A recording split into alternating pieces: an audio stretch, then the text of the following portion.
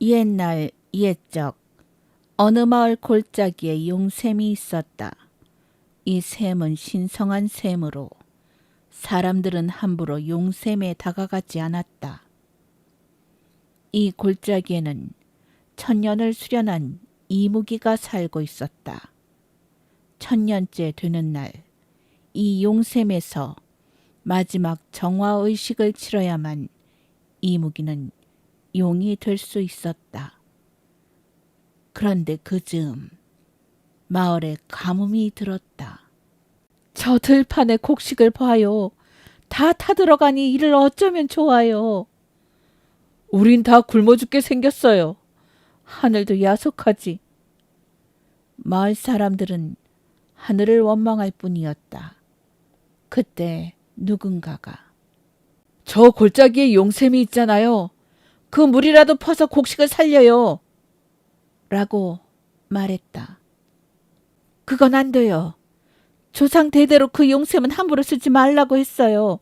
이무기의 물이라고도 하고. 아, 그게 문제요?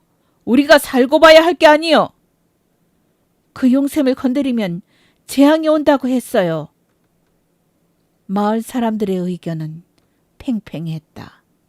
그때 돌아가신 할머니께서 아무리 힘들어도 용샘은 지켜야 한다고 했어요. 라고 말하는 총각이 있었다. 만복이었다. 만복이는 눈이 먼 아버지를 봉양하며 살아가는 착하고 성실한 총각이었다. 야, 이놈아! 네가 마을 사람들에게 밥을 퍼넣어 줄 것이냐? 그게 무슨 상관이냐? 우리가 살고 봐야지. 마을 촌장이 만복이를 잡아먹을 듯이 노려보며 말했다.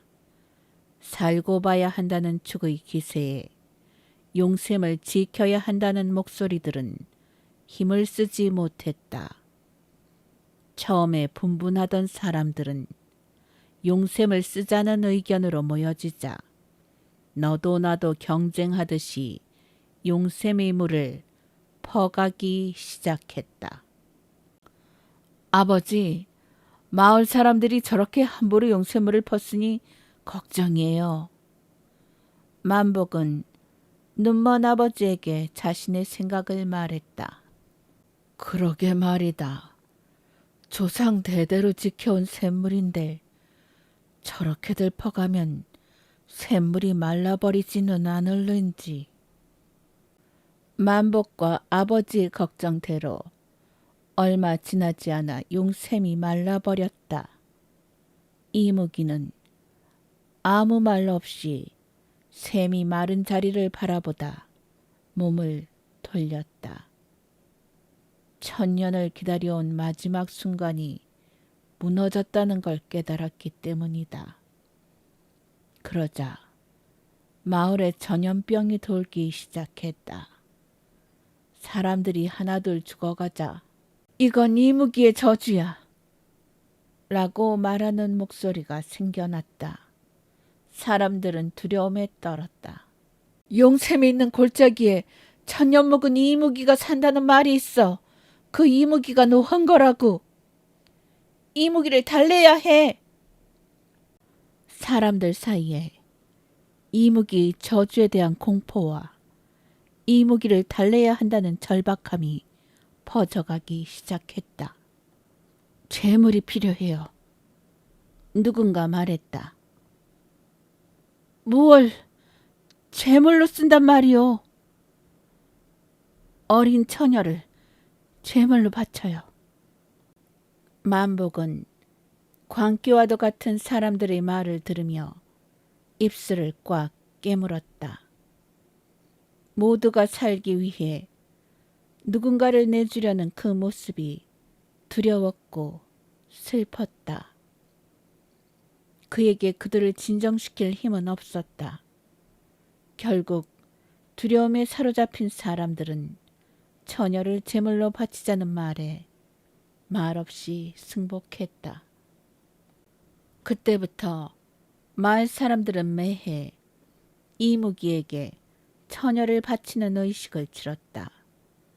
그렇게 간 처녀들은 다시는 돌아오지 못했다. 몇 년이 지나고 만복이에게 사랑하는 여자가 생겼다. 그녀는 서량이라고 했다. 물동이를 이고 우물가를 오가는 서량을 볼 때마다 마음이 설레었다. 그녀는 풋풋하고 싹싹했다. 만복은 언젠가 설레는 그 마음을 서량에게 고백하리라 다짐하고 있었다. 그런데 그 해에 서량이 처녀 제물로 지목되고 말았다.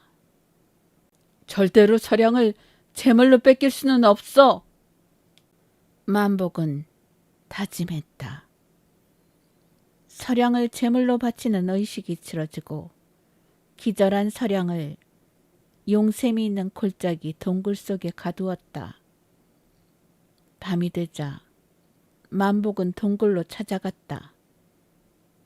만복은 벌써 서량이 희생된 것은 아닌지 조바심이 났다. 그러나 침착하게 동굴로 들어갔다. 만복은 횃불을 밝혀 동굴 속을 살펴보았다. 구석진 곳에 서량이 있었다. 서량은 아직 살아있었다. 만복은 안도감을 느꼈다. 만복이 서량을 업고 나오려는데 어둠 속에서 목소리가 들려왔다. 처녀를 구하러 누군가가 온 것은 처음이군. 넌 이무기? 너는 왜 처녀들을 해쳤지? 그들은 아무 죄가 없어. 나는 용이 되기 위해 천년을 수련하며 기다려왔다.